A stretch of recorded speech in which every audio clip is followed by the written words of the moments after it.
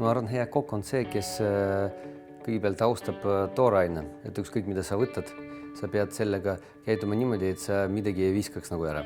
See on minu jaoks üks kõige põhimõttelisem asi, mis on hea kokk. Ma olen Roman Zašerinski. Ma olen selle restorani Mantel ja Korsten kaasomanik ja kaaspeakokk. Ma osalen projektis Chef for Change, sellepärast et ma arvan, et see on hetkel minu jaoks viis, kuidas ma veel saan muuta maailma. Minu jaoks tutvustus taimse toiduga hakkas minu naisest, kes on juba üle 12 aastat taimetoitlane. Et kuni ta on meie restoranide direktor ja kogu aeg palus meid kogu aeg erinevad toidud temale teha, siis me vennaga lihtsalt panime menüüsse neid toidud tema jaoks. Ja see osutus suureks hitid inimestele. Ja me hakkasime rohkem ja rohkem seda nagu tegema, kuni päris põnevad asjad lõpuks nagu kukkusid välja.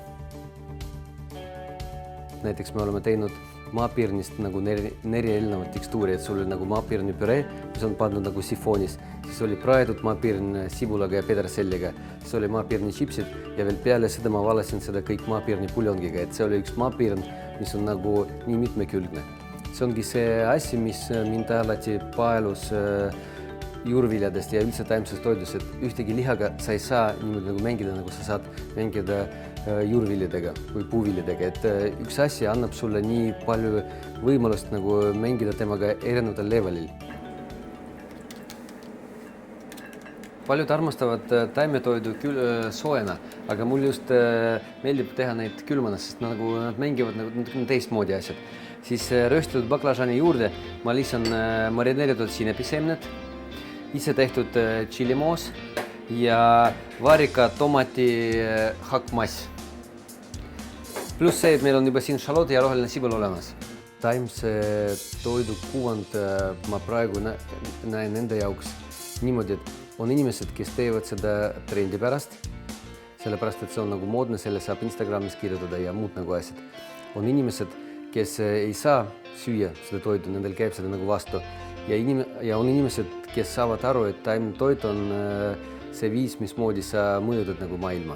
Et mul tundub, et neid asjad on nagu kolmes niimoodi kategoorias. Vanasti see oli, liha oli biolaua osa, nagu, et seda söödi suht nagu harva ja see oli midagi eriline, sellepärast et loom selle jaoks nagu tapati ära, temast tehti nagu asjad. Ma arvan, et inimesed peavad rohkem sööma aedvilju ja juurvilju, sellepärast esiteks on tervisele palju lihtsam sellega tegeleda ja seedida. Teiseks, me võime sellest mõjust nagu räägida, aga lihtsalt kui me räägime puht nagu tervisele, siis taimsed toidud on tervisele palju lihtsamad ja kasulikum, kui süüa kogu aeg lihatooded ja piimatooded. Võtke üks päev korraga, lihtsalt alustage sellest, et vähendada seda osa, mis te nagu iga päev sööte.